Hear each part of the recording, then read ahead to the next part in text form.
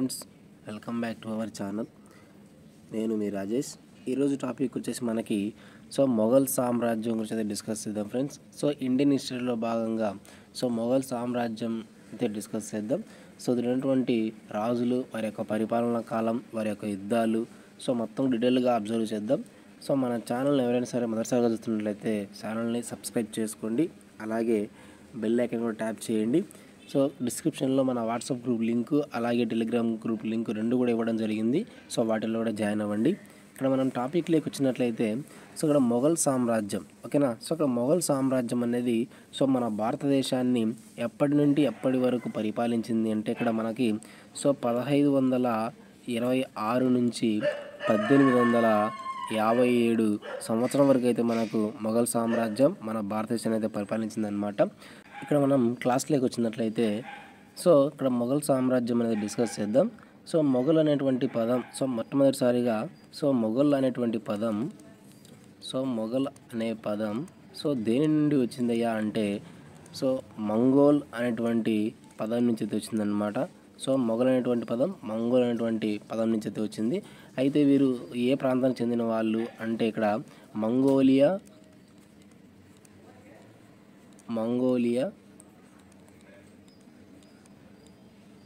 Uzbekistan, ఓకేనా. Mongolia, Uzbekistan ప్రాంతానికి చెందినటువంటి వాళ్ళు అనమాట వీళ్ళు, ఓకేనా. మొఘల్ సామ్రాజ్యం అనేది అంటే మొఘల్స్ అనేటువంటి వాళ్ళు ఏ ప్రాంతానికి చెందిన వాళ్ళు అయ్యా అంటే ఇక్కడ మంగోలియా, ఉజ్బెకిస్తాన్ ప్రాంతానికి చెందిన వాళ్ళు.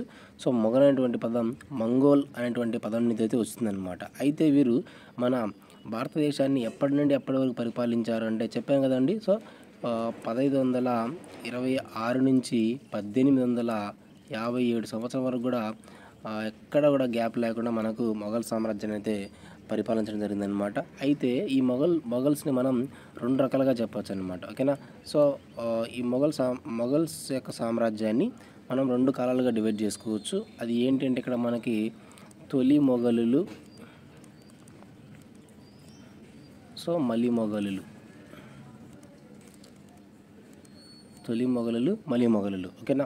మరి తొలి మొఘలుల యొక్క కాలము ఎప్పటి నుండి ఎప్పటి వరకు అంటే ఇక్కడ మనకి టోటల్ కాలం వచ్చేసి 1556 నుంచి మనకు 1857 వరకు ఇది మొత్తం మొఘల్స్ యొక్క పరిపాలన కాలం అండి, ఓకేనా.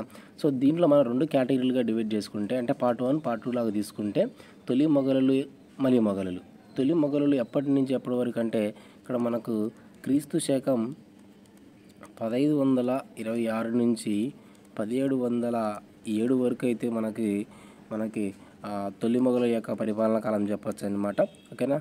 నెక్స్ట్ మలి మొఘలులు తీసుకుంటే క్రీస్తు శకం 1707 నుంచి 1857 వరకు కూడా మనం మలి మొఘలుల యొక్క కాలమే చెప్పవచ్చు అనమాట, ఓకేనా.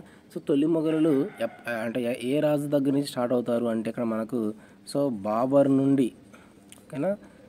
మొఘల్స్లో మొదటి రాజు బాబర్ అండి. బాబర్ నుండి ఔరంగజేబు వరకు అయితే మనకు తొలి మొఘలుల కాలం అయితే ఉంటుందన్నమాట. కానీ నెక్స్ట్ వచ్చేసి ఇక్కడ మనకి ఔరంగజేబు తర్వాత మొదటి బహదూర్ షా నుండి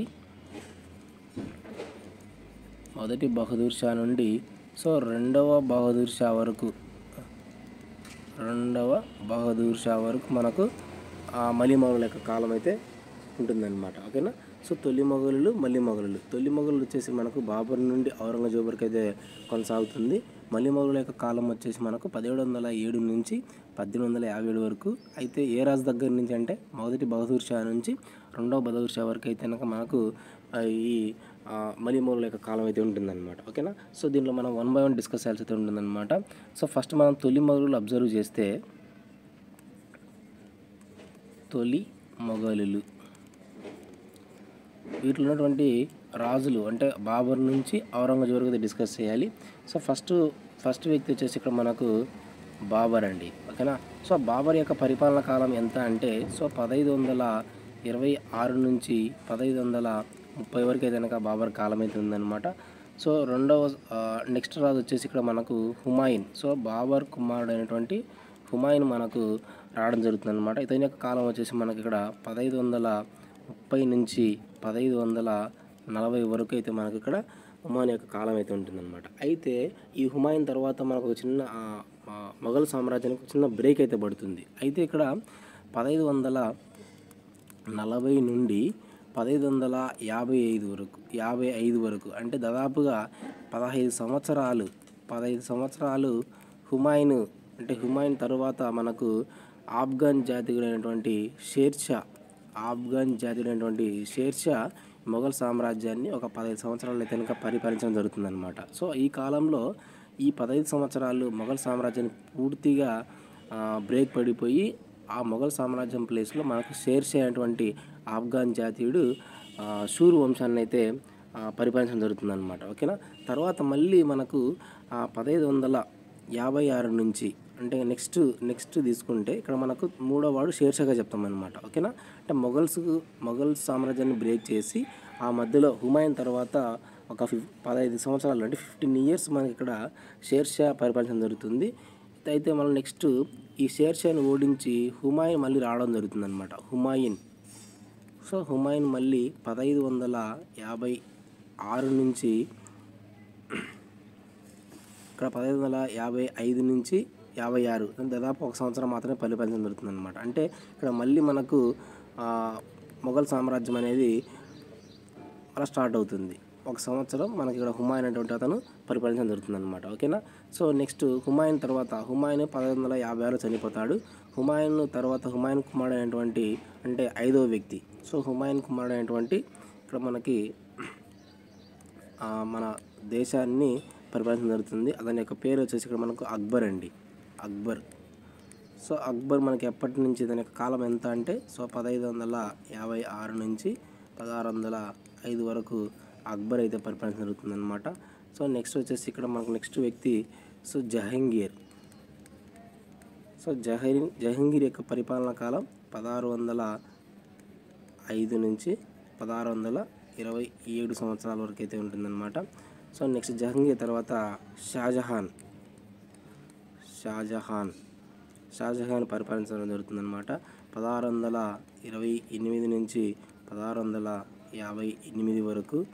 నెక్స్ట్ వ్యక్తి ఔరంగజేబ్. సో 1658 నుంచి 1707 వరకు అయితే పరిపాలన జరుగుతుందన్నమాట. సో వీరందరూ కూడా మనకి తొలి మొఘలుల కింద తీసుకుంటామన్నమాట. ఓకేనా. సో తొలి మొఘలులు అందరూ కూడా ఎంతమంది అంటే ఇక్కడ 1 2 3 4 5 6 సో ఈ 6 మంది కూడా మనకు తొలి మొఘలుల యొక్క కాలంగా చెప్పచ్చు అనమాట.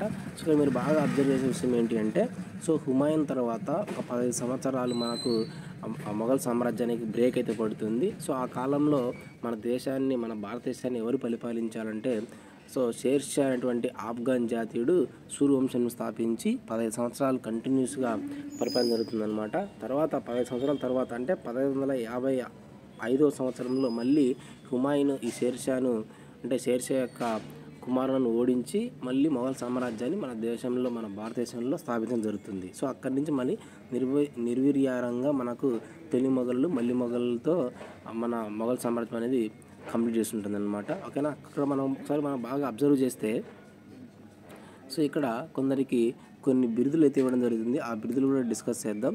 ఇక్కడ మనకి జహంగీర్ని మనం సలీం అనేటువంటి పేరుతో కూడా పిలవచ్చు. సో జహంగీర్ అంటే సలీం అనే పేరుతో పిలవచ్చు అనమాట. సో షాజహాన్ని మనం ఖుర్రం అనేటువంటి పేరుతో కూడా పిలవడం జరుగుతుందన్నమాట. ఇక్కడ సో ఇవి 2 గుర్తుపెట్టుకోండి. సో సలీం అనేటువంటిది ఎవరి పేరు అంటే జహంగీర్ని మనం సలీం అని కూడా అనొచ్చు. ఓకేనా. షాజహాన్ యొక్క పేరు వచ్చేసి ఖుర్రం అనమాట. ఓకేనా. సో ఈ తొలి మొఘలు మళ్ళీ మొఘలు 2 కూడా అబ్జర్వ్ చేస్తే మనం 1 by 1 డిస్కస్ చేస్తుంటుంది అనమాట. దీంట్లో ఫస్ట్ వ్యక్తి వచ్చేసి ఇక్కడ మనకి బాబర్ అండి. ఓకేనా. సో బాబర్ యొక్క అతని యొక్క జీవిత చరిత్ర, అలాగే అతని యొక్క యుద్ధాలు, అతని యొక్క విజయాలు, సో మొత్తం కూడా మనం 1 by 1 డిస్కస్ చేయాలి. సో ఎనీ కాంపిటేటివ్కి సంబంధించి మనకు చాలా ఇంపార్టెంట్ టాపిక్స్ అండి ఇవి. ప్రతి ఒక్కరు కూడా మీరు నోట్స్ రాసుకుంటే నోట్స్ కూడా ప్రిపేర్ చేసుకోగలిగితే కనుక నోట్స్ కూడా రాసేసుకోండి. మొఘల్ సామ్రాజ్యం సంబంధించి సో కొన్ని ఆధారాలు అయితే డిస్కస్ చేద్దాం ఫ్రెండ్స్. సో కొన్ని రచనలు మనకు మొఘల్ సామ్రాజ్యం గురించి తెలుపుతున్నాయన్నమాట. సో ఆ రచనలు చూసి తర్వాత మనము 1 by 1 అయితే డిస్కస్ చేద్దాం. సో ఇక్కడ మనకు మొఘల్ చరిత్రను సంబంధించి అంటే మొఘల్ యొక్క సామ్రాజ్యం గురించి, వారి యొక్క రాజుల గురించి, యుద్ధాల గురించి తెలిపేటువంటి కొన్ని గ్రంథాలు అబ్జర్వ్ చేస్తే సో దాంట్లో మొట్టమొదటి గ్రంథం వచ్చేసి మనకి ఇక్కడ ఇంపార్టెంట్ గ్రంథం అండి. సో ఈ బాబరీ. సో తుజ్కి ఈ బాబరీ. సో దీని యొక్క రచయిత ఎవరంటే బాబర్ అండి. సో బాబర్ తన యొక్క జీవిత చరిత్రను తనే స్వయంగా రాసుకున్నటువంటి గ్రంథం ఏది అంటే తుజ్కి ఈ బాబరీ. దీన్ని మనం బాబర్ యొక్క స్వీయ చరిత్రగా చెప్పచ్చు అనమాట. ఓకేనా. సో నెక్స్ట్ వచ్చేసి సో ఐనీ అక్బరీ. సో ఐనీ అక్బరీతో పాటు సో అక్బర్నామా. సో ఈ రెండు గ్రంథాలు ఎవరు రాశారయ్యా అంటే ఇక్కడ మనకి సో అబుల్ ఫజల్ రాయడం జరుగుతుంది అనమాట. సో నెక్స్ట్ గ్రంథం వచ్చేసి ఇక్కడ మనకి హుమాయూన్ నామా. సో హుమాయూన్ నామా. సో ఇది ఎవరు రాశారయ్యా అంటే ఇక్కడ మనకు తోడంబల్ అనేటువంటి అతను రాయడం జరుగుతుంది అనమాట. సో అయితే ఈ హుమాయూన్ నామాను తోడంబల్ రాయడం జరుగుతుంది. మరి ఎవరు చెప్తుంటే రాస్తున్నారంటే సో గుల్బదన్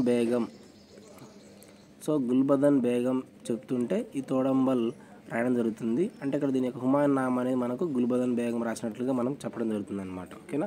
యాక్చువల్లీ ఇక్కడ హుమాయూన్ నామాను రాసింది తోడంబల్ అండి. ఓకేనా. ఈ హుమాయూన్ నామాను ఎవరు చెప్తుంటే తోడంబల్ రాశారు అంటే సో గుల్బదన్ బేగం చెప్తుంటే తోడంబల్ రాయడం జరుగుతుంది. ఓకేనా. ఇది కూడా అంశాన్ని గుర్తుపెట్టుకోండి. ఓకేనా. నెక్స్ట్ వచ్చేసి సో అక్బర్ చరిత్రను మనకి సో కితాబ్ ఉల్ అహదీన్ సో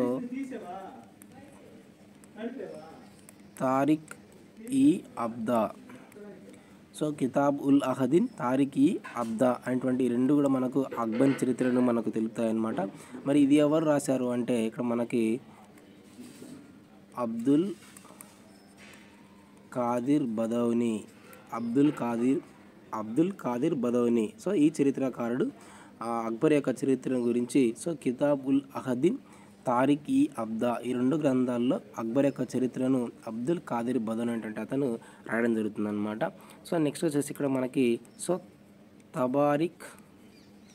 నెక్స్ట్ గ్రంథం అండి తబారిక్ ఈ అక్బరీ. సో ఇది కూడా మనకు అక్బర్ యొక్క జీవిత చరిత్ర గురించి అయితే తెలుపుతుంది అనమాట. ఇది ఎవరు రాశారు అంటే సో నిజాం ఉల్ది అహ్మద్. ఓకేనా. నెక్స్ట్ గ్రంథం సో తారిక్ ఈ రషీద్. ఎవరు రాశారయ్యా అంటే మిర్జా హైదర్. తారిక్ ఈ రషీద్, మిర్జా హైదర్. సో ఇవి మనకు మొఘల్ సామ్రాజ్యం సంబంధించి సో మన ముఖ్యమైన ఆధార గ్రంథాలండి. ఓకేనా. సో సార్ అబ్జర్వ్ చేయండి. సో తుజ్కి ఈ బాబరీ సో బాబర్ రచించడం జరుగుతుంది. సో ఐనీ అక్బరీ, అక్బర్నామా ఈ రెండు కూడా అబుల్ ఫజల్ రాయడం జరుగుతుంది అనమాట. సో నెక్స్ట్ హుమాయూన్ నామా అనేది సో గుల్బదన్ బేగం చెప్తుంటే తోడంబల్ రాయడం జరుగుతుంది. సో నెక్స్ట్ వచ్చేసి కితాబ్ ఉల్ అహదీన్, తారిక్ ఈ అబ్దా ఈ రెండు కూడా మనకి అబ్దుల్ ఖాదిర్ బదౌని రాయడం జరుగుతుంది అనమాట. నెక్స్ట్ వచ్చేసి తారిక్ ఈ అక్బరీ సో నిజాం ఉల్ది అహ్మద్, తారిక్ ఈ రషీద్ అనేది మిర్జా హైదర్. సో ఇవి మనకు చారిత్రక ఆధారాలు అండి. మొఘల్ సామ్రాజ్యం గురించి మనకు చారిత్రక ఆధారాలు. ఓకేనా. సో తర్వాత ఇక్కడ మనకు మొఘల్ సామ్రాజ్యంలో మొదటి వ్యక్తి అయినటువంటి సో బాబర్ గురించి డిస్కస్ చేద్దాం. మొఘల్ సామ్రాజ్యం యొక్క స్థాపకుడు ఎవరు అంటే ఇక్కడ మనకు బాబర్గా చెప్పచ్చు అనమాట. అయితే ఇతని యొక్క పరిపాలన కాలం ఎప్పటి నుంచి ఎప్పటి వరకు సార్ అబ్జర్వ్ చేస్తే మనము సో క్రీస్తు శకం సో 1526 నుంచి 1530 వరకు కూడా ఇతని యొక్క మనకు పరిపాలన కాలంగా చెప్పచ్చు అనమాట. అయితే ఈయన యొక్క చరిత్రను ఓకేనా సో బాబర్ గురించి డిస్కస్ చేద్దామండి. ఈయన యొక్క చరిత్రను సో తుజ్కి ఈ సో బాబరీ అనేటువంటి గ్రంథం అని తెలుపుతుంది అనమాట. సో ఇది ఎవరు రాశారు అంటే స్వయంగా తనకు తానే అంటే ఇక్కడ బాబరే తన యొక్క జీవిత చరిత్రను తన యొక్క స్వీయ చరిత్రను తుజ్కి ఈ బాబరీ అనేటువంటి గ్రంథంలో రాసుకోవడం జరుగుతుంది అనమాట. సో అందుకే ఇతన్ని మనము స్వీయ చరిత్రల పితామహుడు లేదా స్వీయ చరిత్రకారుడు అని అటువంటి బిరుదు కూడా ఇతనికి ఇవ్వడం జరుగుతుంది అనమాట. అయితే సో ఈ తుజ్కి బాబర్ అనేటువంటి గ్రంథాన్ని తను ఏ భాషలో రాశాడు అంటే టర్కీ భాష అండి. చాలా చాలా ఇంపార్టెంట్ బిట్. ఓకేనా. సో తుజ్కి బాబర్ అనేటువంటి గ్రంథాన్ని ఏ భాషలో రాయడం జరుగుతుందంటే టర్కీ భాష. ఇది ఇతని యొక్క స్వీయ చరిత్ర. ఓకేనా. బాబర్ యొక్క స్వీయ చరిత్ర ఏది అంటే సో తుజ్కీ బాబరీ అని చెప్పచ్చు అనమాట. ఇది ఏ భాషలో ఉన్నటువంటి గ్రంథం అంటే టర్కీ భాషలో. ఓకేనా. సో అయితే ఇక్కడ ఈ తుజ్కీ బాబర్ అనేటువంటి గ్రంథాన్ని బాబర్ నామాగా పర్షియన్ భాషలో బాబర్ నామాగా పర్షియన్ భాషలోకి ట్రాన్స్లేట్ చేసింది ఎవరు అంటే ఇక్కడ చాలా చాలా ఇంపార్టెంట్. అబ్దుల్ రహీం అటువంటి అతను తుజ్కీ బాబరీ గ్రంథాన్ని బాబర్ నామాగా పర్షియన్ భాషలో రాసినటువంటి వ్యక్తి ఎవరంటే అబ్దుల్ రహీం అండి. తుజ్కీ బాబరీ అనేది టర్కీ భాషలో రాయడం జరుగుతుంది.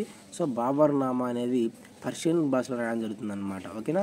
తుజ్కీ బాబరీ యొక్క ట్రాన్స్లేషన్ పర్షియన్ భాషలో ట్రాన్స్లేట్ చేసింది ఎవరు అంటే అబ్దుల్ రహీం. దేనిగా అంటే బాబర్ నామాగా రాయడం జరుగుతుంది అనమాట. అయితే టర్కీ భాషకు ఓకేనా ఈ తుజ్కీ బాబరీ గ్రంథాన్ని టర్కీ భాషకు శిరోభూషణంగా చెప్పడం జరుగుతుంది. టర్కీ భాషకు శిరోభూషణం ఏది అంటే తుజ్కీ బాబరీ. ఓకేనా. తుజ్కీ బాబరీ అనేటువంటి గ్రంథాన్ని టర్కీ భాషకు శిరోభూషణంగా చెప్పడం జరుగుతుంది. ఇది కూడా గుర్తుపెట్టుకోండి. అయితే ఈ తుజ్కీ బాబరీ అనేటువంటి గ్రంథాన్ని ఆంగ్లంలో ఇంగ్లీష్లో ట్రాన్స్లేట్ చేసింది ఎవరు అంటే మేడం బేవరిడ్జ్. ఓకేనా. ఈ తుజ్కీ బాబరీ గ్రంథాన్ని ఆంగ్లంలో ట్రాన్స్లేట్ చేసింది ఎవరంటే మేడం బేవరిడ్జ్ అనమాట. ఓకేనా. ఇది మనకు కంప్లీట్గా తుజ్కీ బాబరీ యొక్క ఇన్ఫర్మేషన్ అనమాట. అయితే దీని ప్రకారం అంటే తుజ్కీ బాబరీ గ్రంథం ప్రకారం బాబర్ పుట్టినటువంటి సంవత్సరం ఎప్పుడు అంటే క్రీస్తు శకం 1483 అండి. క్రీస్తు శకం 1483. ఫిబ్రవరి 14వ తారీఖున మనకు బాబరు పుట్టడం జరుగుతుందన్నమాట. ఎక్కడ అంటే నేటి ఉజ్బెకిస్తాన్లోని ఫర్గనా ప్రాంతంలో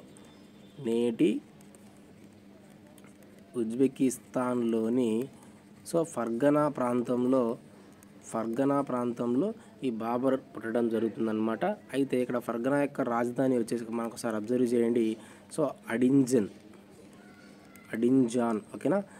అడింజాన్ అనేది ఇక్కడ మనకు ఫర్గనా యొక్క ప్రాంతం అండి. ఓకేనా.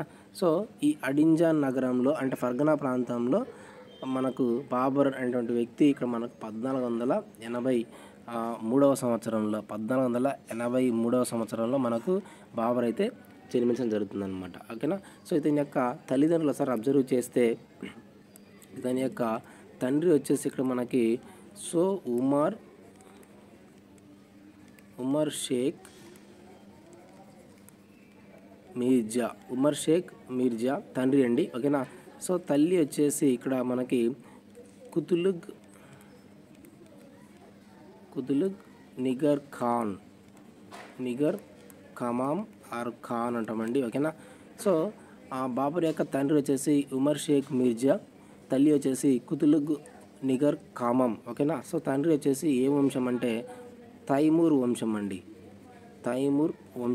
తల్లి వచ్చేసి ఇక్కడ మనకు మంగోల్ వంశం చెందినటువంటి వ్యక్తి అన్నమాట. ఓకేనా. ఇక్కడ మీరు బాగా అబ్జర్వ్ చేస్తే మన దేశాన్ని గడగడలాంచినటువంటి తైమూర్ వంశం అలాగే మంగోలియా వంశం యొక్క సంతతి ఇక్కడ మనకు బాబర్గా చెప్పడం జరుగుతుందన్నమాట. తండ్రి వచ్చేసి ఉమర్ షేక్ మీర్జా గారు, అలాగే నెక్స్ట్ తల్లి వచ్చేసి కుతులుగ్ నిగర్ కామం. తండ్రి వచ్చేసి ఏ వంశం అంటే తైమూర్ వంశం, తల్లి వచ్చేసి కుతులుగ్ నిగర్ కామం. ఓకేనా. అయితే ఇతను చిన్నప్పటి నుంచి కూడా అంటే వారి యొక్క తల్లి తండ్రి భావాల యొక్క అలవర్చుకొని ఎప్పటికైనా సరే భారతదేశాన్ని పరిపాలించాలనే ఒక నెపంతో అతను బాబర్ అనేటువంటి వ్యక్తి మైండ్లో బాగా ఫిక్స్ అయ్యాడు అనమాట. ఓకేనా. తన తల్లి కూడా అతని యొక్క తైమూర్ వంశం గురించి అలాగే మంగోల్ వంశం గురించి చిన్నప్పటి నుంచి బాబర్కి చెప్పడంతో బాబర్కి ఎప్పటికైనా సరే ఫ్యూచర్లో భారతదేశాన్ని ఆక్రమించాలి, నేను పరిపాలన చేయాలి అనే ఒక దృఢ సంకల్పంతో బాబర్ అనేటువంటి వ్యక్తి చిన్నప్పటి నుంచి కూడా ఒక ఆశతో అయితే ఉండడం జరుగుతుందన్నమాట. ఓకేనా. అయితే ఇతను బాబర్ యొక్క చిన్నప్పటి పేరు అంటే బాబర్ యొక్క అసలు పేరు ఇక్కడ మనకు ఒకసారి అబ్జర్వ్ చేస్తే బాబర్ యొక్క అసలు పేరు అండి ఇక్కడ జహీరుద్దీన్ జహీరుద్దీన్ మహమ్మద్ బాబర్. ఓకేనా, అతను చిన్నప్పటి యొక్క పేరు వచ్చేసి జహీరుద్దీన్ మహమ్మద్ బాబర్గా పిలవడం జరుగుతుందన్నమాట. ఓకేనా, సో బాబర్ యొక్క ధైర్య సాహిత్యాలుగా అలాగే వారసత్వ సూరత్వానికి సంబంధించి అంటే అతని యొక్క ధైర్య సాహసాలను మెచ్చుకొని అతనికి ఈ జహీరుద్దీన్ మహమ్మద్ బాబర్ అనేటువంటి మనకు పేరైతే పెట్టడం జరుగుతుందన్నమాట. అయితే ఇక్కడ బాబర్ అనేటువంటి పదానికి టర్కీ భాషలో అర్థం ఏంటి అంటే పులి అనేటువంటి అర్థం అయితే వస్తుందన్నమాట. ఓకేనా, బాబర్ అనేటువంటి పదానికి టర్కీ భాషలో ఏమయ్యా అర్థం అంటే పులి అనేటువంటి అర్థం అన్నమాట. అయితే ఈ బాబర్ యొక్క తెగ ఏంటి, చాలా చాలా ఇంపార్టెంట్ అండి. తెగ ఏంటి అంటే సో చాగ్తాయ్ తెగ. సో బాబర్ యొక్క తెగ చాగ్తాయ్ తెగ అనమాట. అయితే బాబరు 11వ సంవత్సరంలోనే అంటే అతనికి 11 సంవత్సరాలు ఉన్నప్పుడే ఫర్గనా సింహాసనాన్ని అధిష్టించడం జరుగుతుంది. ఓకేనా, సో బాబర్ 11వ సంవత్సరంలోనే అతని యొక్క 11వ ఏటానే అతను సింహాసనం అధిష్టించడం జరుగుతుంది. ఫర్గనా సింహాసనాన్ని సో 11వ సంవత్సరంలోనే అతను అధిష్టించడం జరుగుతుందన్నమాట. ఎందుకు అంటే అతని తండ్రి చనిపోవడం ద్వారా అతని తండ్రి ప్లేస్లో ఫర్గనా ప్రాంతానికి రాజు అవ్వడం జరుగుతుందన్నమాట. అయితే అంతటితో అతను సాటిస్ఫై అవ్వకుండా అంటే బాబరు ఫర్గనా ప్రాంతానికి సింహాసనం అధిష్టించినప్పటికీ సో ఈ చిన్న ప్రాంతానికి రాజుగా ఉండడం అతనికి ఇష్టం లేకుండా అంటే టోటల్గా భారతదేశాన్ని తన గుప్పెట్లో పెట్టుకోవాలి, ఇంకా పెద్ద ప్రాంతాలను ఆక్రమించాలి అనేటువంటి నెపంతో అతను కొన్ని యుద్ధాలు కూడా చేయడం జరుగుతుంది అనమాట అప్పట్లోనే. ఓకేనా, సో అయితే ఇక్కడ బాబర్ యొక్క ఆశనం పూర్తిగా ఓకేనా సో ఫర్గనా ప్రాంతాన్ని చుట్టుముడుతూ సమర్కండ్ అనేటువంటి ప్రాంతం కూడా మనకు ఉంది. ఇక్కడ సమర్కండ్ అనేటువంటి ప్రాంతం ఉంది. సో ఎప్పటికైనా సరే ఈ సమర్కండ్ ప్రాంతాన్ని పూర్తిగా ఆక్రమించాలి, జయించాలి అనేటువంటి టార్గెట్ బాబర్ది అనమాట. ఓకేనా, సో అయితే ఆ సమర్కండ్ ప్రాంతంలో మనకి ఒక వ్యక్తి ఉండేవాళ్ళు అనమాట. అతను ఎవరు అంటే షాహిదుల్లా ఖాన్ సమర్కండ్ ప్రాంతాన్ని పరిపాలిస్తూ షాహిదుల్లా ఖాన్ అనేటువంటి వ్యక్తి ఉండేవాడు. సో ఈ మనకు ఫర్గనా ప్రాంతానికేమో బాబర్ ఉండేవాడు, సమర్కండ్ ప్రాంతానికి షాహిదుల్లా ఖాన్ ఉండేవాడు అనమాట. ఓకేనా, సో అయితే ఇక్కడ బాబర్ అనేటువంటి వ్యక్తి ఆ సమర్కండ్ ప్రాంతాన్ని తన పూర్వీకుల ఆశ అయినటువంటి సమర్కండ్ ప్రాంతాన్ని జయించాలనే ఆశతో షాహిదుల్లా ఖాన్ మీద ఈ మనకు బాబర్ అనేటువంటి వ్యక్తి యుద్ధం చేయడం జరుగుతుంది. అయితే ఇక్కడ షాహిదుల్లా ఖాన్ ఈ యుద్ధంలో ఓకేనా ఇక్కడ షాహిదుల్లా ఖాన్కి బాబర్కి మధ్య యుద్ధం జరుగుతూ ఉంది. అయితే ఇక్కడ షాహిదుల్లా ఖాన్ అనేటువంటి అతను ఒక టెక్నిక్ ద్వారా ఓకేనా యుద్ధ టెక్నిక్ ద్వారా మనకు బాబర్ని పూర్తిగా ఓడించడం జరుగుతుంది అనమాట. ఓకేనా, సో అయితే ఇక్కడ ఏ యుద్ధం అంటే అది వాళ్ళ మధ్య జరిగినటువంటి యుద్ధం పేరు అంటే ఇక్కడ సో సార్-ఈ-పుల్ అనేటువంటి యుద్ధంలో సార్-ఈ-పుల్ అనేటువంటి యుద్ధంలో షాహిదుల్లా ఖాను బాబర్ని ఘోరంగా ఓడిస్తాడనమాట ఒక టెక్నిక్ని ఉపయోగించి. సో సార్-ఈ-పుల్లో యుద్ధం జరిగినటువంటి టెక్నిక్ ఏందయ్యా అంటే ఇక్కడ మనకు తులుగ్మా యుద్ధ పద్ధతి ద్వారా షాహిదుల్లా ఖాన్ అనేటువంటి వ్యక్తి బాబర్ని పూర్తిగా ఓడించడం జరుగుతుంది. ఓకేనా, సో ఎప్పుడైతే బాబర్ సమర్కండ్ ప్రాంతం కోసం వెళ్ళి సార్-ఈ-పుల్ యుద్ధంలో పూర్తిగా షాహిదుల్లా ఖాన్ చేతిలో ఓడిపోతాడో అప్పుడు ఇంకా ఏం చేసేది ఏం లేక రిటర్న్ అవుతూ ఉంటాడు అనమాట. సో అయితే అదే సమయంలో ఫర్గనా ప్రాంతంలో కొంతమంది ద్వారా తను ఫర్గనా సింహాసనాన్ని కూడా పూర్తిగా కోల్పోవడం జరుగుతుంది. అయితే అప్పటికే ఇతను సార్-ఈ-పుల్ యుద్ధంలో ఉన్నప్పుడే ఈ ఫర్గనా ప్రాంతాన్ని సో ఉజ్బెగ్లు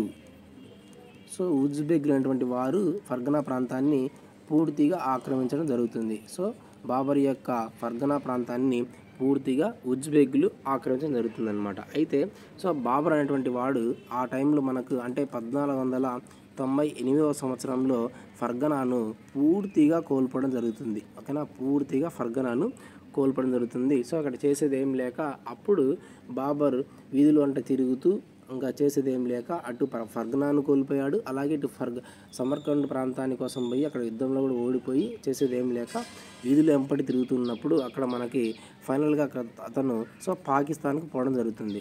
సో బాబర్ అనేటువంటి వ్యక్తి పాకిస్తాన్కి పోయి అక్కడ సో కాబూల్ ప్రాంతంలో కొద్ది రోజులు ఓకేనా, పాకిస్తాన్లో ఉన్నటువంటి కాబూల్ ప్రాంతంలో కొద్ది రోజులు ఉంటాడనమాట. అయితే అక్కడ దాదాపుగా కొన్ని సంవత్సరాల వరకు కూడా అక్కడ చేసేది ఏం లేక కాబూల్ ప్రాంతంలోనే ఉంటాడనమాట. అయితే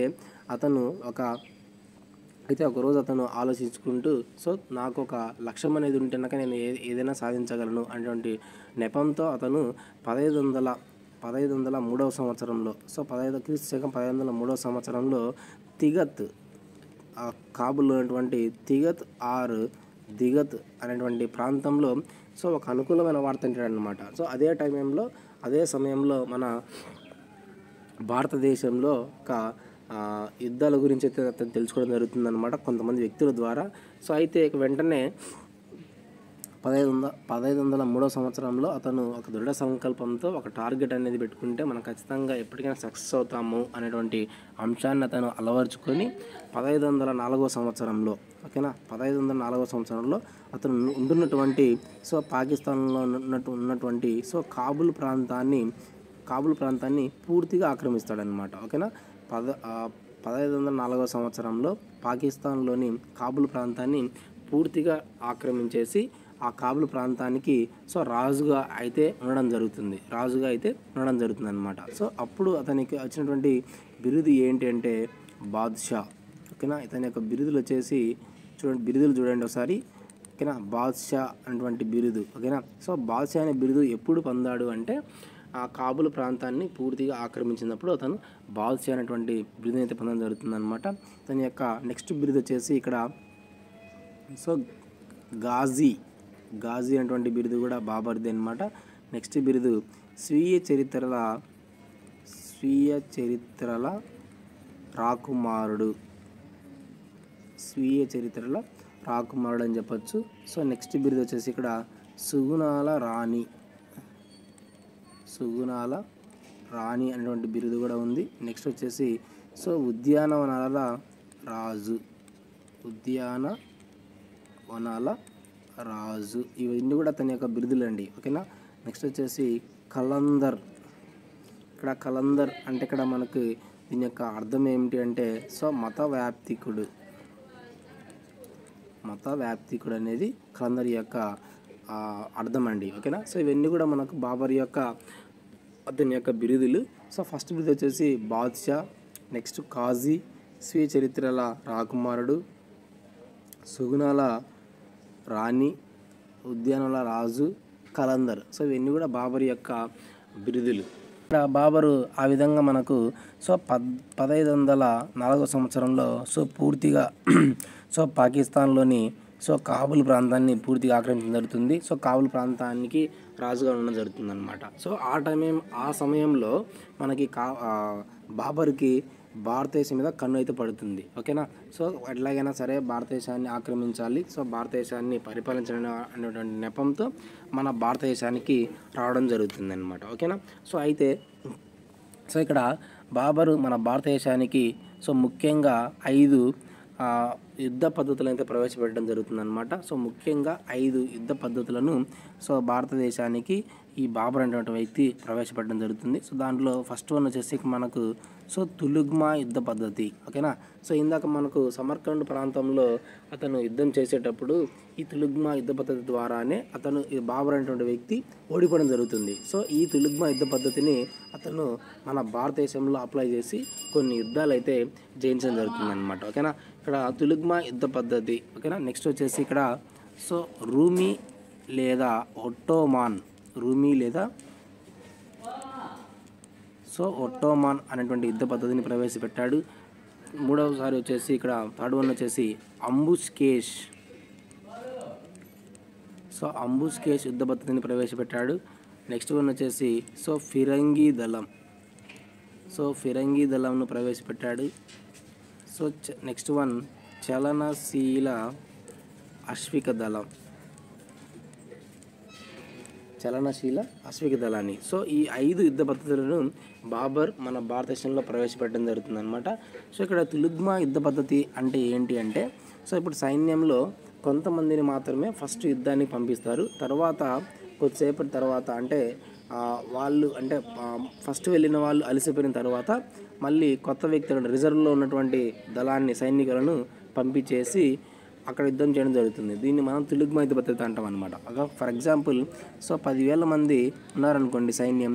సో 10,000 మందిలో మొదటిసారిగా సైన్యాన్ని ఎంతమందిని పంపిస్తారు అంటే 5,000 మందిని, 50% మాత్రమే సైన్యాన్ని యుద్ధంలో దింపేసి కొద్దిసేపటి తర్వాత అంటే వాళ్ళు అలసిపోయిన తర్వాత మళ్ళీ ఒక రిమైనింగ్ 5,000 మందిని పంపడం జరుగుతుంది. అయితే ఇప్పుడు ఏమవుతుందంటే అంతవరకు ఆ ఆపోజిట్ బ్యాచ్ ఏదైతే ఉందో ఆపోజిట్ బ్యాచ్ పూర్తిగా అలసిపోతారు కదా, ఓకేనా. సో అలసిపోయినప్పుడు అప్పుడు ఈ కొత్త బ్యాచ్ వెంపటి అటాక్ అయినప్పుడు అక్కడ యుద్ధం అనేది బాగా జరిగి ఖచ్చితంగా అటుపక్క ఆపోజిట్ వ్యక్తులు వ్యతిరేకంగా ఉన్నటువంటి సైన్యాలు పూర్తిగా అంతం చేసి ఈ పద్ధతిలో వాళ్ళు సక్సెస్ అనేది సాధించేవాళ్ళు. సో దీన్ని మనం తులుగ్మా యుద్ధ పద్ధతి అంటాం అనమాట. అంటే కేవలం 50% మందిని మాత్రమే సైనికులు మొదటిసారిగా వాడతారు. తర్వాత రిమైనింగ్ 50% మందిని ఆ యుద్ధానికి మధ్యలో పంపడం జరుగుతుంది. ఇది మనకు తులుగ్మా యుద్ధ పద్ధతి.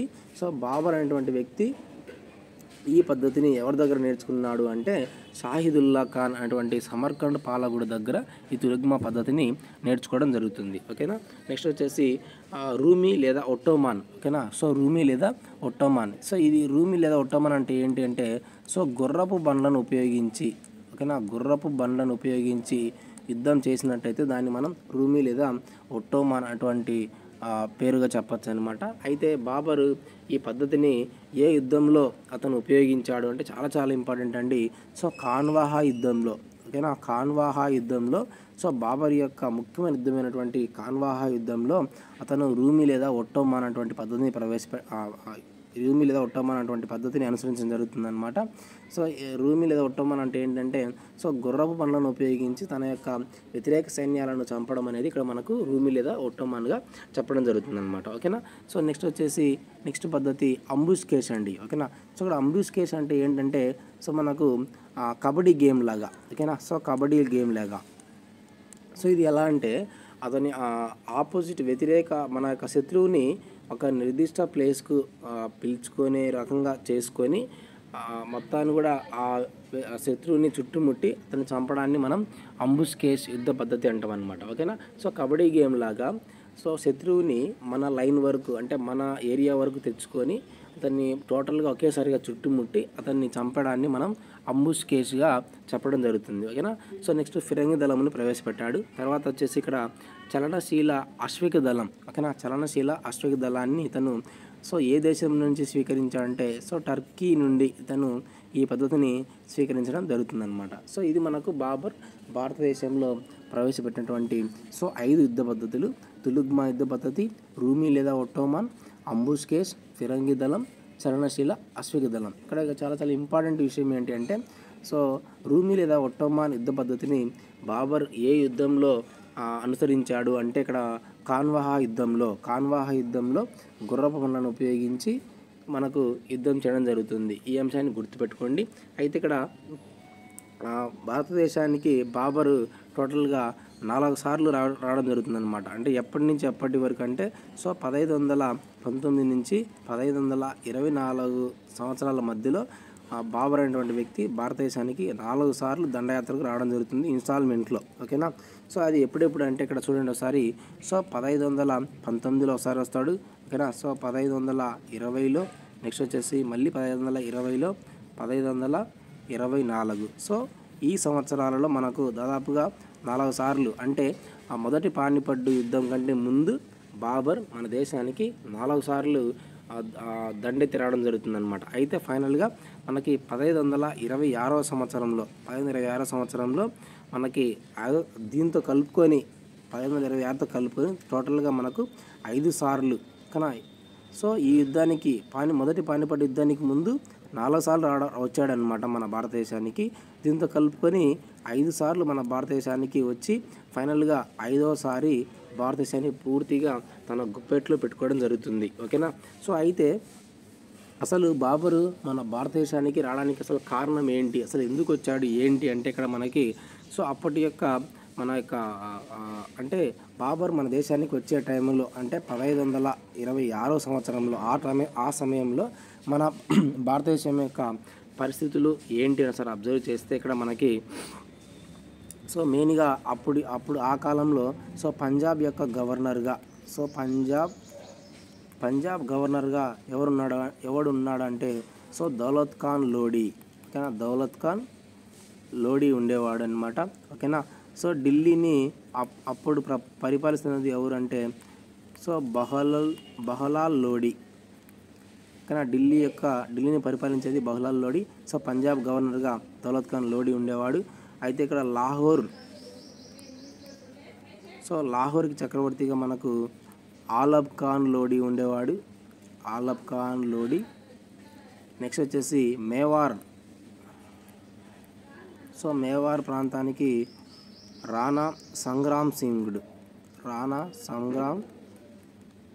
సింగ్ ఉండేవాడు అనమాట. సో వీరి ముగ్గురు అంటే పంజాబ్లో దౌలత్ ఖాన్ లోడీ ఉండేవాడు. సో ఢిల్లీని పరిపాలిస్తూ బహ్లాల్ లోడీ ఉండేవాడు. లాహోర్లో వచ్చేసి ఇక్కడ మనకు ఆలబ్ ఖాన్ లోడీ ఉండేవాడు. మేవార్ ప్రాంతానికి రాణా సంగ్రామ్ సింగుడు రాజుగా ఉండి పరిపాలించుకునేవాళ్ళు. ఎప్పటికీ అంటే బాబర్ మన దేశానికి అంటే 1526 సంవత్సరంలో మన దేశానికి వచ్చే టైంకి అప్పటి భారతదేశంలో సిచ్యువేషన్ ఏంటి అంటే ఇదన్నమాట. సో ఎవరి ప్రాంతాన్ని వాళ్ళు పరిపాలించుకునేవాళ్ళు. సో మరి బాబర్ మన దేశానికి రావడానికి ముఖ్యమైన కారణం ఏంటి అని సార్ అబ్జర్వ్ చేస్తే సో ఢిల్లీని పరిపాలిస్తున్నటువంటి బహ్లాల్ లోడీని ఓడించడం కోసం సో అప్పట్లో దమ్మున్న చక్రవర్తి బహ్లాల్ లోడీ. ఓకేనా, సో బహ్లాల్ లోడీని ఓడించడం కోసం ఓకేనా సో ఇక్కడ బహ్లాల్ లోడీ కదండి, ఇబ్రహీం లోడీ. ఓకేనా, సారీ ఇక్కడ చిన్న మిస్టేక్. ఓకేనా, సో ఇబ్రహీం లోడీ. సో అప్పుడు ఢిల్లీ సామ్రాజ్యాన్ని ఇబ్రహీం లోడీ పరిపాలించేవాడు. ఓకేనా, లోడీ వంశంలో చివరివాడైనటువంటి ఇబ్రహీం లోడీ మనకు ఇక్కడ పరిపాలించేవాడు అనమాట. సో బాబర్ అనేటువంటి వ్యక్తి 1526 సంవత్సరంలో మన దేశానికి వచ్చినప్పటికీ అప్పటి యొక్క సిచ్యువేషన్ ఏంటి అంటే సో పంజాబ్ ప్రాంతానికి దౌలత్ ఖాన్ లోడీ ఉండేవాడు. సో ఢిల్లీ ప్రాంతానికి ఇబ్రహీం లోడీ ఉండేవాడు. సో లాహోర్ ప్రాంతానికి ఆలబ్ ఖాన్ లోడీ ఉండేవాడు. మేవార్ ప్రాంతానికి రాణా సంగ్రామ్ సింగుడు. సో ఎవరి పనుల్లో వాళ్ళు బిజీగా ఉండేవాళ్ళు.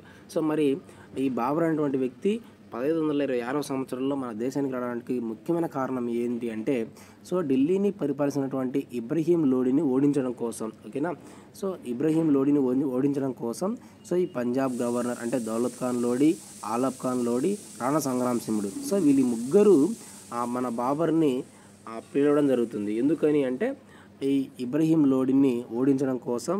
సో వీడు దమ్మున్న చక్రవర్తి, వీడిని ఓడించడం కోసం వీరి ముగ్గురు అంటే పంజాబ్ గవర్నర్ అనేటువంటి దౌలత్ ఖాన్ లోడీ, సో లాహోర్ ప్రాంత రాజు అయినటువంటి ఆలబ్ ఖాన్ లోడీ, సో మేవార్ ప్రాంతంలో ఉన్నటువంటి రాణా సంగ్రామ్ సింగుడు సో వీరి ముగ్గురు కూడా బాబర్ని ఇబ్రహీం లోడీని చంపడం కోసం, ఇబ్రహీం లోడీని ఓడించడం కోసం బాబర్ను మన దేశానికి పూర్తిగా ఆహ్వానించడం జరుగుతుందన్నమాట. ఓకేనా, సో వీరి యొక్క సపోర్టుతో మన బాబర్ అనేటువంటి వ్యక్తి మన భారతదేశానికి రావడం జరుగుతుందన్నమాట. సో అయితే ఇక్కడ బాబర్కి ఇబ్రహీం లోడీకి మధ్య అంటే ఇక్కడ చూడండి చాలా ఇంపార్టెంట్ అండి. సో బాబర్కి ఇబ్రహీం లోడీకి మధ్య ఒక యుద్ధం జరుగుతుందన్నమాట. అది ఎప్పుడు అంటే సో 1526 సో ఏప్రిల్ 21వ తారీఖున. ఓకేనా, సో 1526 ఏప్రిల్ 21వ తారీఖున మనకు బాబర్కి ఇబ్రహీం లోడీకి మధ్య యుద్ధం జరుగుతుందన్నమాట. సో ఈ యుద్ధం పేరుని మనం ఏమంటామంటే సో మొదటి పానిపట్టు యుద్ధం. చాలా ఇంపార్టెంట్ అండి. ఓకేనా, సో మొదటి పానిపట్టు యుద్ధం జరుగుతుందన్నమాట. సో ఈ యుద్ధంలో బాబర్ ఇబ్రహీం లోడీని ఘోరంగా ఓడించడం జరుగుతుందన్నమాట.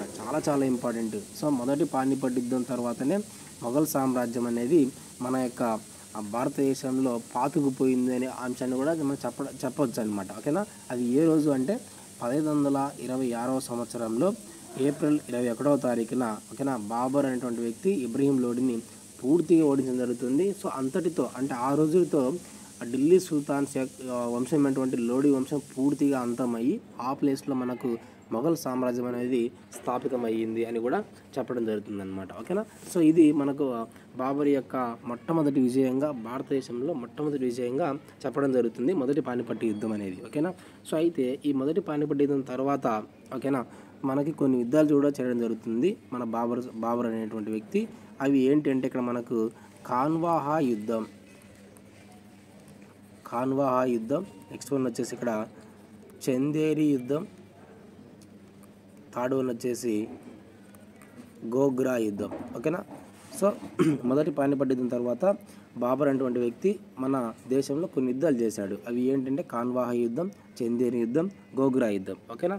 సో అయితే ఇక్కడ మనకి ఈ మొదటి పానిపట్ యుద్ధం అనేది మనకు కూడా హర్యానాలో జరుగుతుందండి. ఈ అంశాన్ని కూడా గుర్తుపెట్టుకోండి, హర్యానా. సో హర్యానా ప్రాంతం దగ్గర మనకు పానిపట్టు అనేటువంటి ప్రాంతంలో, హర్యానా అనేటువంటి రాష్ట్రంలో పానిపట్టు ప్రాంతంలో మనకు మొదటి పానిపట్టు యుద్ధం అనేది ఇక్కడ మనకు బాబర్కి ఇబ్రహీం లోడి మధ్య జరుగుతుంది. ఇది మనకు 1526 ఏప్రిల్ 21వ తారీఖున జరుగుతుంది. బాబర్కి ఇబ్రహీం లోడికి మధ్య ఆ అంశాన్ని గుర్తుపెట్టుకోండి. ఓకేనా. దీని తర్వాత మనకి అంటే మొదటి పానిపట్టు యుద్ధం తర్వాత మనకి కొన్ని యుద్ధాలు కూడా జరిగాయి బాబర్కు సంబంధించి. సో కాన్వాహ యుద్ధం, చందేరి యుద్ధం, గోగ్రా యుద్ధం. ఓకేనా. ఈ యుద్ధంలో కూడా ఈ బాబర్ అనేటువంటి వ్యక్తి మంచి విజయాలతో సాధించడం జరుగుతుందన్నమాట. సో మొదటి పానిపట్టు యుద్ధంలో ఇబ్రహీంను పూర్తిగా ఓడించి, ఓకేనా, ఎప్పుడైతే మొదటి పానిపట్టు యుద్ధంలో పూర్తిగా ఓడిపోయినటువంటి ఇబ్రహీం లోడి దగ్గర నుంచి అతను ఏమేమి తీసుకుంటాడంటే, సో ఢిల్లీ ప్రాంతాన్ని ఆక్రమిస్తాడు. అలాగే సో ఢిల్లీ ఆగ్రాని పూర్తిగా జయించి ఢిల్లీ సింహాసనాన్ని పూర్తిగా అధిష్టించడం జరుగుతుందన్నమాట. ఓకేనా. సో ఈ యుద్ధాన్ని ఓకేనా, సో మొదటి పానిపట్టు యుద్ధాన్ని మొఘల్ సామ్రాజ్యాన్ని ప్రారంభించిన లేదా పునాది వేసిన యుద్ధంగా చెప్పొచ్చు అనమాట. ఓకేనా. మొదటి పానిపట్టు యుద్ధాన్ని మొఘల్ సామ్రాజ్యాన్ని భారతదేశంలో పునాది వేసిన యుద్ధంగా చెప్పొచ్చు. అయితే బాబర్ ఈ యుద్ధంలో గెలవడానికి ముఖ్యమైన కారణం ఏంటి? ఓకేనా. ఇబ్రహీం లోడి మీద బాబర్ అనేటువంటి వ్యక్తి గెలవడానికి ముఖ్యమైన కారణం ఏంటి అంటే, ఇతను మనకు తులుగ్మా యుద్ధ పద్ధతిని ఉపయోగిస్తాడు ఇక్కడ. ఓకేనా. మొదటి పానిపట్టు యుద్ధంలో తులుగ్మా యుద్ధ పద్ధతిని, అలాగే ఫిరంగి దళాన్ని, ఓకేనా, ఫిరంగి దళాన్ని ఉపయోగిస్తాడు.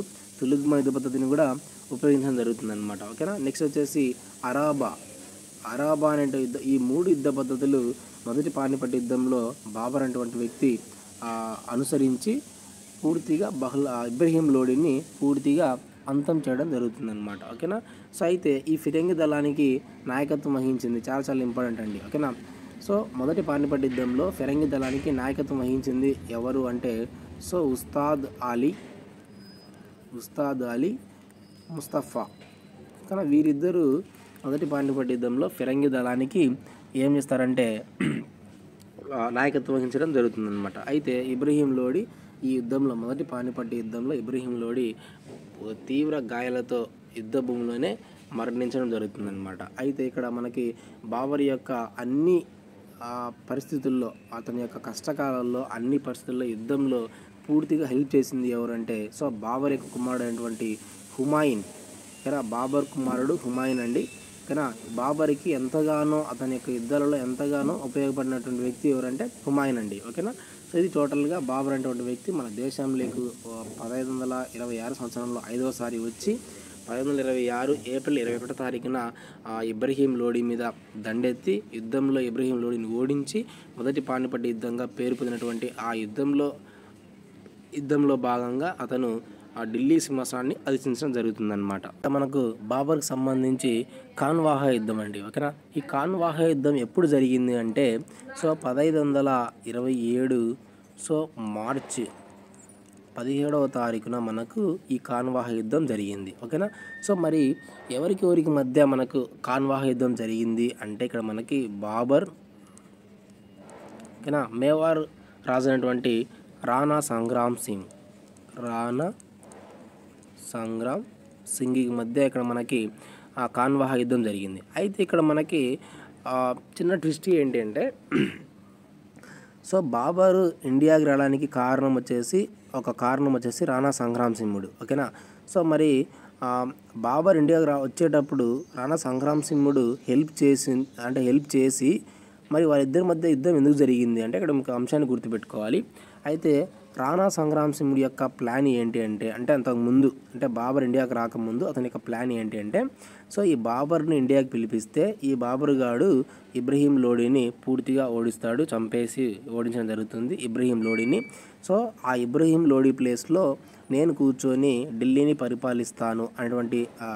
పరిపాలించాలి అనేటువంటి ప్లాన్తో ఈ రాణా సంగ్రామ్ సింహుడు బాబర్ని ఇండియాకి ఇన్వైట్ చేయడం జరుగుతుంది. అయితే ఇక్కడ ఏమవుతుందంటే సో బాబరు మొదటి పానిపట్ యుద్ధంలో ఇబ్రహీం లోడిని పూర్తిగా ఓడిస్తాడు. ఢిల్లీ ఆగ్రాను ఆక్రమించి ఇంకా ఏకంగా ఢిల్లీ సింహాసనాన్ని మీద కూర్చొని ఢిల్లీని పరిపాలిస్తూ ఉండేవాడు. అయితే ఈ రాణా సంగ్రామసుడు ఏమనుకునేవాడు, సో ఇంకా 2 రోజుల్లో వెళ్తాడేమో, అంటే బాబరు ఢిల్లీని వదిలిపెట్టి తన యొక్క ప్రాంతానికి వెళ్ళిపోతే నేను నీట్గా సింహాసనం మీద కూర్చొని ఢిల్లీని పరిపాలిస్తా అనేటువంటి ప్లాన్ తను వెయిట్ చేసేవాడు. అయితే 2 రోజులు అయింది, 3 రోజులు అయింది, ఎన్ని రోజులైనా కూడా ఏమవుతుందంటే ఈ బాబర్ అనేటువంటి వ్యక్తి ఇండియాను వదిలి పోవడం లేదు. అయితే ఒకరోజు ఏం జరుగుతుందంటే రాణా సంగ్రామ్ సింహుడు బాబర్ దగ్గరికి వెళ్ళి, ఏందన్నా ఎప్పుడు వెళ్తావు, ఏంది సంగతి, అసలు ఎన్ని రోజులు అయింది, నీకు నీ ప్రాంతం ఉంది కదా, అక్కడికి వెళ్ళి నువ్వు పరిపాలించుకో అన్నప్పుడు ఇతను ఏమంటాడంటే బాబరు, నేను ఎక్కడికి పోతారా, నేను ఎక్కడికి పోను, ఇక్కడే ఉంటానంటే, అదేంటా అన్నయ్య, నేను ఇక్కడ నువ్వు పోతావు, నేను వెయిట్ చేస్తున్నాను, నువ్వు వెళ్తే కనుక నేను ఢిల్లీ సింహాసనాన్ని అధిష్ఠించుకొని నా యొక్క ప్రాంతాలను నేను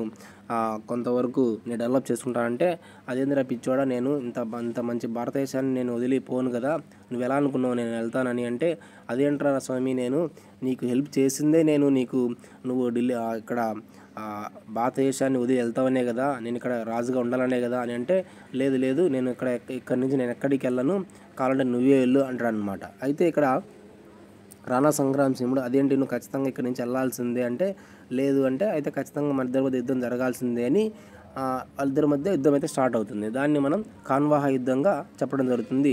1527 సంవత్సరం మార్చి 17వ తారీఖున బాబర్కి రాణా సంగ్రామ్ సింగ్ మధ్య యుద్ధం అనేది జరుగుతుంది. అయితే యుద్ధం స్టార్ట్ అయ్యే ముందు సో బాబర్ ఒక అంశాన్ని గుర్తిస్తాడనమాట. ఓకేనా, అంత పెద్ద ఇబ్రహీం లోడినే నేను ఓడించాను, వీడెంత అంటే రాణా సంగ్రామ్ సింహుడు చిన్న ప్రాంతానికి రాజు, సో వీడిని కూడా ఒక గంటలో యుద్ధం చేసి వీడిని ఓడిస్తాను అనే ఒక అంశంతో ఈ బాబర్ అనేటువంటి వ్యక్తి రాణా సంగ్రామ్ సింహుడితో యుద్ధాన్ని దిగుతాడనమాట. అయితే యుద్ధంలో దిగగానే రాణా సంగ్రామ్ సింహుడి యొక్క ధైర్య సాహసాలు చూసి బాబర్ అనేటువంటి వ్యక్తి ఒక్కసారిగా కంగు తినడం జరుగుతుంది. అయితే ఇక్కడ సో ఇంకొక విషయం ఏంటి అంటే, సో బాబర్ చేసిన యుద్ధాలు అన్నిటిలో కల్లా అతను చాలా కష్టంగా గెలిచినటువంటి యుద్ధం ఏంటంటే కాన్వాహ యుద్ధం అండి. ఓకేనా, సో అంత కఠినంగా ఈ యుద్ధంలో బాబర్ అనేటువంటి వ్యక్తి గెలవడం జరుగుతుంది. అంటే చాలా అతి కష్టం మీద బాబర్ అనేటువంటి వ్యక్తి రాణా సంగ్రామ్ సింగ్ మీద యుద్ధంలో గెలవడం జరుగుతుంది. సో ఓకేనా, సో రాణా సంగ్రామ్ సింగ్నికి ఒక బిరుదు అయితే ఉందండి. ఆ బిరుదు వచ్చేసి ఏంటి అంటే శత సంగ్రామ సింహుడు.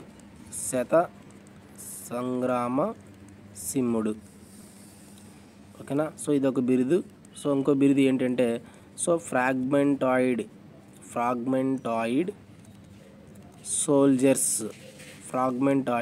సోల్జర్స్ అనేటువంటి ఈ 2 బిరుదులు కూడా మనకు రాణా సంగ్రామ్ సింగ్కి అయితే ఉందన్నమాట. ఓకేనా, సో ఆ యుద్ధంలో రాణా సంగ్రామ్ సింగ్ యొక్క యుద్ధం చూసి ఒక్కసారిగా బాబర్ అనేటువంటి వ్యక్తి భయపడడం జరుగుతుంది. అయితే ఒకానొక సిచ్యువేషన్లో ఇంకా బాబరు ఇంకా మొత్తం కూడా అంటే ఓడిపోయి తట్టాపుట్ట సర్దుకొని తన ప్రాంతానికి వెళ్ళాల్సిన పరిస్థితి అయితే వచ్చింది. ఓకేనా, అంతగా రాణా సంగ్రామ్ సింహుడు బాబర్ని ఈ యుద్ధంలో ఏడిపించడం జరుగుతుందన్నమాట. చాలా ఇంపార్టెంట్ యుద్ధం అండి ఇది. బాబర్ యొక్క జీవిత చరిత్రలోనే అతి కష్టం మీద గెలిచినటువంటి యుద్ధం ఏంటంటే కాన్వా యుద్ధంగా చెప్పొచ్చు. ఓకేనా, అయితే ఫైనల్గా రాణా సంగ్రామ్ సింహుడు ఈ యుద్ధంలో బాబర్ చేతిలో ఓడిపోవడం జరుగుతుంది. ఓకేనా, సో కొద్ది రోజులకి ఇతను అంటే రాణా సంగ్రామ్ సింహుడు ఒక అవమానంతో భరించలేక చనిపోవడం జరుగుతుంది. ఓకేనా, సో ఈ రకంగా మనకు బాబర్ అనేటువంటి వ్యక్తి కాన్వాహ యుద్ధంలో పూర్తిగా రాణా సంగ్రామ్ సింగ్ని ఓడించి ప్రపంచ విజేతగా అంటే మన భారతదేశంలోనే గొప్ప రాజుగా నిలవడం జరుగుతుందన్నమాట. ఓకేనా, సో అయితే కల్నల్ టాడ్ అనేటువంటి చరిత్రకారుడు, ఓకేనా, కల్నల్ టాడ్ ఈ చరిత్రకారుడు రాణా సంగ్రామ్ సింగ్ గురించి ఒక బిరుదు తేవడం జరుగుతుందన్నమాట. సో రాజపుత్రుల యొక్క వీరసింహం. ఓకేనా, సో రాజపుత్రుల యొక్క వీరసింహంగా కల్నల్ టాడ్ అనేటువంటి చరిత్రకారుడు రాణా సంగ్రామ్ సింగ్కి చెప్పడం జరుగుతుందన్నమాట. ఓకేనా, అయితే మొత్తం మీద రాజపుత్రులలో సో బందికట్టు విధానాన్ని ప్రవేశపెట్టి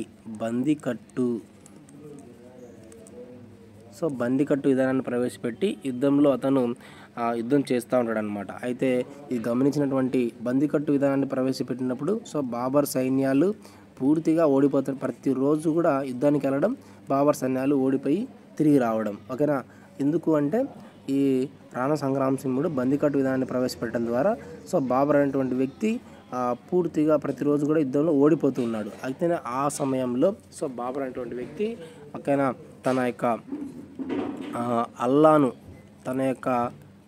అల్లాను ప్రార్థించుకోవడం జరుగుతుందన్నమాట. సో ఏమని ప్రార్థిస్తాడంటే, నేను ఈ యుద్ధంలో గెలిస్తే జీవితంలో మత్తు పదార్థాలు నేను మానేస్తాను అనేటువంటి నిర్ణయం అయితే తీసుకుంటాడు అల్లా దగ్గర. తర్వాత వచ్చేసి ఇక్కడ నన్ను ఈ అంటే తన యొక్క సైనికులకు ఓకేనా, తన యొక్క సైన్యాలకు అందరికి కూడా పిలిచి ఒక స్టేట్మెంట్ ఇవ్వడం జరుగుతుంది. అది ఏంటంటే, ఈ యుద్ధం అనేది మన లైఫ్లోనే చాలా చాలా ఇంపార్టెంట్ యుద్ధం. ఖచ్చితంగా కూడా ప్రతి ఒక్కరు కూడా ఈ యుద్ధంలో గెలవాల్సి ఉంటుంది. దానికోసమని జిహాద్ ఓకేనా, మతం కోసం పవిత్రమైన యుద్ధం అనేటువంటి పేరుతో జిహాద్ను ప్రకటించడం జరుగుతుందన్నమాట. సో ఈ రెండు ఎప్పుడైతే ప్రకటిస్తాడో అప్పుడు మరుసటి రోజు నుంచి బాబర్కి మంచి రోజులు అయితే స్టార్ట్ అవుతాయి అన్నమాట. అంటే ప్రతిరోజు యుద్ధానికి పోయిన ప్రతిసారి కూడా బాబర్ సైన్యాలు రాణా సంగ్రామ్ సింగ్ యొక్క సైన్యాలను పూర్తిగా ఓడిస్తూ వస్తాయన్నమాట. ఓకేనా, ఈ రెండు అల్లాకు అతను ప్రార్థించుకోవడం ద్వారా, అంటే జిహాద్ ప్రకటించడం ద్వారా అతను అల్లాకి పర్సనల్గా నేను మత్తు పదార్థాలు ఇప్పటి నుంచి తీసుకోను అనేటువంటి నిర్ణయం తీసుకోవడం ద్వారా అతను ఆ నెక్స్ట్ డే నుంచి అతనికి మంచి జరగడం జరుగుతుంది అనే అంశాన్ని కూడా ఇక్కడ మనకు చెప్తారనమాట. ఓకేనా, అయితే ఇక్కడ మనకి exam point of view important ఏంటంటే, సో బాబర్ అనేటువంటి వ్యక్తి జిహాద్ అనేటువంటి దాన్ని ఏ యుద్ధంలో పలికాడు అంటే ఇక్కడ మనకు కాన్వాహ యుద్ధంలో. ఓకేనా, చాలా చాలా ఇంపార్టెంట్ అండి. కాన్వాహ యుద్ధంలో బాబర్ అనేటువంటి వ్యక్తి జిహాద్ అనేటువంటి పదంతో జిహాద్ను ప్రకటించాడు. ఈ అంశాన్ని మనం గుర్తుపెట్టుకుంటే సరిపోతుందన్నమాట. అయితే ఇక్కడ సైనికులకి కొన్ని హామీలు కూడా ఇవ్వడం జరుగుతుందన్నమాట. సైనికులకి కొన్ని హామీలు కూడా ఇస్తారనమాట. అది ఏంటంటే, సో ఈ యుద్ధంలో మనం గెలిస్తే మీ మీద ఉన్నటువంటి టంగా అనేటువంటి పన్నును పూర్తిగా తొలగిస్తాను. ఓకేనా, పూర్తిగా తొలగిస్తాను అనేటువంటి హామీ కూడా ఇవ్వడం జరుగుతుంది. అలాగే మీరు కాబుల్ ప్రాంతానికి కూడా మీరు వెళ్ళవచ్చు. సైన్యాలకు స్టేట్మెంట్స్ అండి ఇవన్నీ. మీరు కాబుల్ ప్రాంతానికి కూడా మీరు ఎప్పుడైనా వెళ్ళొచ్చు అనేటువంటి ఈ రెండు పర్మిషన్స్ ఇవ్వడం ద్వారా వారి సైన్యాలు ఆ యుద్ధాన్ని బాగా చేసి ఆ యుద్ధాన్ని గెలుపొందడం జరుగుతుందన్నమాట. సో అయితే మొఘల్స్లో మద్యపానాన్ని నిషేధించినటువంటి మద్యపానాన్ని నిషేధించినటువంటి చక్రవర్తి ఎవరంటే సో బాబర్గా చెప్పడం జరుగుతుందన్నమాట. అలాగే దీనిలో ఫలితంగా ఓకేనా, సో ఈ యుద్ధంలో అతను విజయం సాధించిన తర్వాత అతని యొక్క బిరుదు ఏమని వచ్చిందంటే గాజీ. ఓకేనా, అతని యొక్క బిరుదు గాజీ అనేటువంటి బిరుదు పొందడం జరుగుతుంది బాబర్. ఈ యుద్ధంలో విన్న తర్వాత గాజీ అనేటువంటి బిరుదును పొందడం జరుగుతుంది అనమాట. అయితే ఈ యుద్ధంలో మనకి బాబర్కి హెల్ప్ చేసినటువంటి అతని యొక్క కుమారుడు హుమాయూన్ అనమాట. హుమాయూన్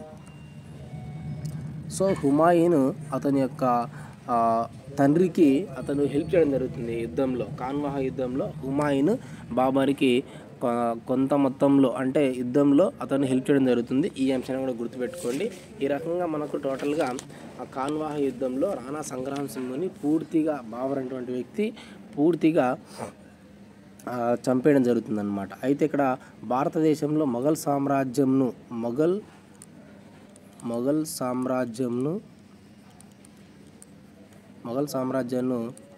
స్థాపన చేసిందేమో సో మొదటి పానిపట్టు యుద్ధం అని చెప్పచ్చు. ఓకేనా, సుస్థిరం చేసింది అంటే పూర్తిగా పాతుకొని పోయే విధంగా చేసింది వచ్చేసి కాన్వాహ యుద్ధం. అయితే అప్పట్లో ఈ కాన్వాహ యుద్ధంలో బాబర్ అనేటువంటి వ్యక్తి ఓడిపోయినట్లయితే బాబర్ని మన దేశాన్ని నుంచే పూర్తిగా వెళ్ళిపోయేవాడు. ఓకేనా, సో ఈ యుద్ధం ద్వారా కాన్వాహ యుద్ధంలో గెలవడం ద్వారా మొఘల్ సామ్రాజ్యం అనేది భారతదేశంలో పూర్తిగా పాతుకొని పోయే విధంగా చేసినటువంటి యుద్ధం ఏంటంటే కాన్వాహ యుద్ధం స్థాపించబడింది. మొదటి పానిపట్టు యుద్ధం ద్వారా మొఘల్ సామ్రాజ్యం స్థాపించబడింది. సుస్థిరం చేసింది కాన్వాహ యుద్ధం. ఓకేనా, చాలా చాలా ఇంపార్టెంట్ అండి ఇవన్నీ కూడా ఎగ్జామ్ పాయింట్ ఆఫ్ వ్యూలో. ఇది మనకు బాబర్ యొక్క కాన్వాహ యుద్ధం సంబంధించినటువంటి పూర్తి ఇన్ఫర్మేషన్. నెక్స్ట్ యుద్ధం వచ్చేసి చందేరి యుద్ధం అండి.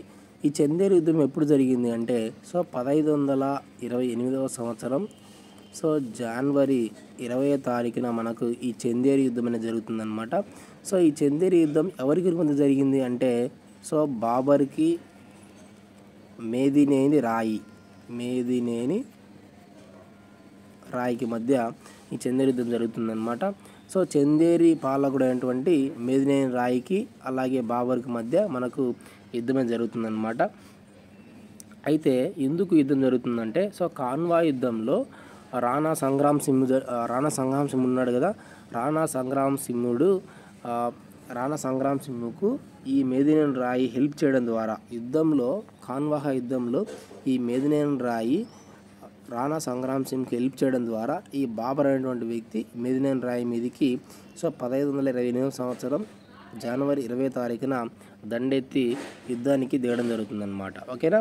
సో అయితే ఈ యుద్ధంలో మనకు బాబర్కి హెల్ప్ చేసింది ఎవరెవరు అంటే, ఇక్కడ మనకు అబ్జర్వ్ చేస్తే హుమాయూన్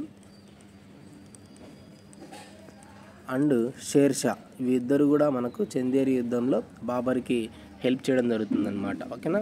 సో ఈ యుద్ధం ఇక్కడ బాబర్ మేదినేని రాయిని పూర్తిగా ఓడించేసి యుద్ధంలో గెలవడం జరుగుతుందన్నమాట. సో దీని నుండే మనకు రాజపుత్ర స్త్రీలు ఈ యుద్ధం నుంచే మనకు జౌహార్, ఓకేనా, సో జౌహార్ విధానాన్ని అవలంబిస్తారనమాట. ఓకేనా, చాలా చాలా ఇంపార్టెంట్ అండి. రాజపుత్ర స్త్రీలు ఏ యుద్ధం నుంచి జౌహార్ని అవలంబించారు అంటే, ఇక్కడ మనకి చందేరి యుద్ధం నుంచి జౌహార్ని అవలంబించడం జరుగుతుందన్నమాట. ఓకేనా. సో ఇది మనకు చందేరి యుద్ధం గురించి. నెక్స్ట్ వచ్చేసి ఇక్కడ మనకు సో గోగ్రా యుద్ధం.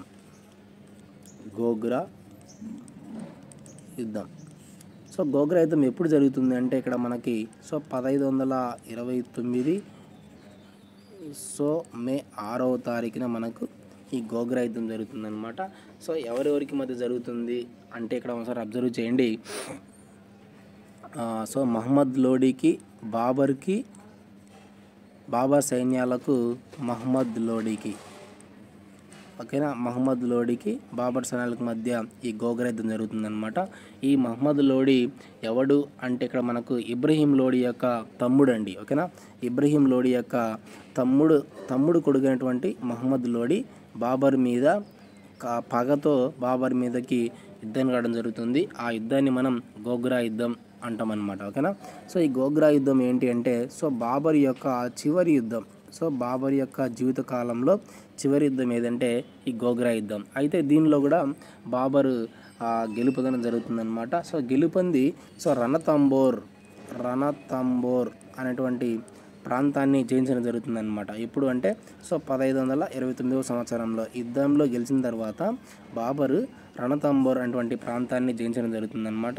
అయితే 1530 డిసెంబర్ 26వ తారీఖున ఈ బాబర్ అనేటువంటి వ్యక్తి చనిపోవడం జరుగుతుంది. ఓకేనా, ఆరోగ్యం బాగాలేక చనిపోవడం జరుగుతుంది. ఈయన యొక్క సమాధి ఎక్కడుందంటే, సో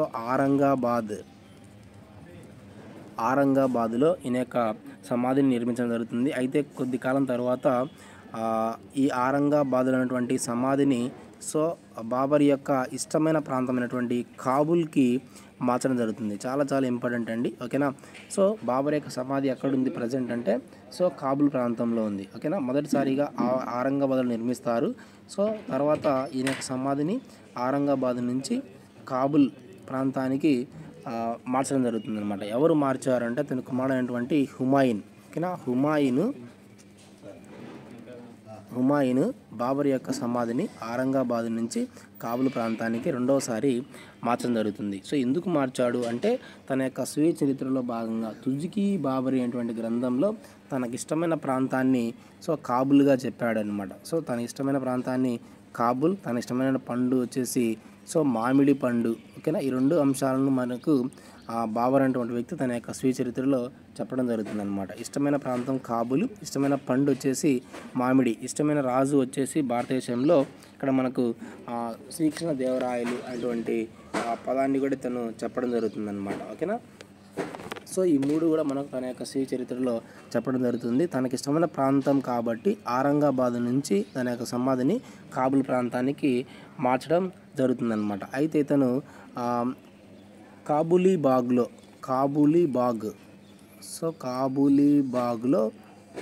సో ఉద్యానవనాలు కూడా, సో బాబర్ అనేటువంటి వ్యక్తి కాబూలీబాగ్లో ఉద్యానవనాలు కూడా కొన్ని నిర్మించడం జరుగుతుంది. సో కాబట్టి అతనికి ఉద్యానవనాల రారాజు అనేటువంటి పేరు కూడా ఉంది అన్నమాట. అయితే ఇతను ఈ బాబర్ అనేటువంటి వ్యక్తి దేశంలో కొత్త లిపిని కూడా ప్రారంభించాడు. కొత్త లిపి, సో దాని యొక్క పేరు ఏంటంటే సో ఖత్-ఇ-బాబరీ అనేటువంటి కొత్త లిపిని ప్రాచుర్యంలోకి తీసుకొచ్చాడనమాట. అయితే ఒక ఛందస్సును కూడా తీసుకురావడం జరిగింది. ఆ ఛందస్సు పేరు అంటే సో ముబాయక్ అనేటువంటి ఛందస్సును ప్రవేశపెట్టాడు. అలాగే ముసవి అనేటువంటి పుస్తకాన్ని కూడా ఇతను ప్రవేశపెట్టడం ప్రాచుర్యంలోకి తీసుకొచ్చాడనమాట. అయితే మనకు టోటల్గా బాబర్ మన దేశంలో చేసినటువంటి పనులన్నీ కూడా ఇవన్నీ అన్నమాట. అయితే ఇతను ఉత్తర భారతదేశంలో బాబర్ పరిపాలిస్తున్నప్పుడు ఓకేనా, సో ఉత్తర భారతదేశంలో బాబరు పరిపాలిస్తున్నప్పుడు దక్షిణ భారతదేశంలో ఎవరు పరిపాలించేవాడు అంటే బాబర్ యొక్క సమకాలీకుడు ఎవరు అంటే శ్రీకృష్ణదేవరాయలు అండి. చాలా చాలా ఇంపార్టెంట్. బాబర్ యొక్క సమకాలీకుడు ఎవరంటే శ్రీకృష్ణదేవరాయలు ఓకేనా. అయితే బాబర్ తన యొక్క స్వీయ చరిత్రలో నేను ఒక్కసారైనా సరే శ్రీకృష్ణదేవరాయని కలవాలి అనేటువంటి ఆశతో ఉండేవాడు అనమాట. అయితే ఈ శ్రీకృష్ణదేవరాయలు 2-3 సార్లు బాబర్ అతనికి వర్తమానం పంపినప్పటికీ కూడా శ్రీకృష్ణదేవరాయలు బాబర్ని కలవడం కోసం ఇష్టపడ్డాడు అనమాట. ఎందుకు ఇష్టపడడు అంటే ఇక్కడ మనకి ఈ కాన్వాయ్ యుద్ధంలో ఈ బాబర్ విన్ అయిన తర్వాత కాన్వాయ్ యుద్ధంలో బాబర్ అనేటువంటి వ్యక్తి గెలుపొందిన తర్వాత అయోధ్యలో ఉన్నటువంటి అయోధ్య రామాలయాన్ని కూల్చివేసి బాబర్ అనేటువంటి వ్యక్తి అయోధ్య రామాలయాన్ని కూల్చివేసి ఆ అయోధ్య రామాలయం ప్లేస్లో సో బాబ్రీ మసీదుని నిర్మించుకుంటాడనమాట ఓకేనా. సో దీనిలో భాగంగా ఈ బాబ్రీ మసీదుని నిర్మించినందుకు శ్రీకృష్ణదేవరాయలు కొద్దిగా కోప్పడి అంటే హిందూ దేవాలయాన్ని కూల్చివేసి ఆ ప్లేస్లో బాబ్రీ మసీద్ నిర్మించినందుకు బాబర్ మీద కొద్దిగా కోపంతో అయితే ఉంటాడు అనేటువంటి కథనాలు కూడా మనకు చరిత్రలో ఉన్నాయన్నమాట ఓకేనా. సో టోటల్గా శ్రీకృష్ణదేవరాయలు బాబర్ని కలవడం కోసం ఇష్టపడలేదు ఓకేనా. సో అతని యొక్క సమకాలీకుడు ఎవరు అంటే బాబర్ యొక్క సమకాలీకుడు శ్రీకృష్ణదేవరాయలు ఓకేనా. బాబర్ ఉత్తర భారతదేశంలో ఉన్నప్పుడు దక్షిణ భారతదేశంలో ఎవరు పరిపాలించేవారు అంటే శ్రీకృష్ణదేవరాయలు ఓకేనా. సో ఈ అంశాన్ని మన ఎగ్జామ్ పాయింట్ ఆఫ్ వ్యూలో గుర్తుపెట్టుకోండి. అయితే బాబర్ మన దేశంలో ఒక తెగను కూడా ఒక సూఫీ తెగను కూడా ఆదరించారనమాట.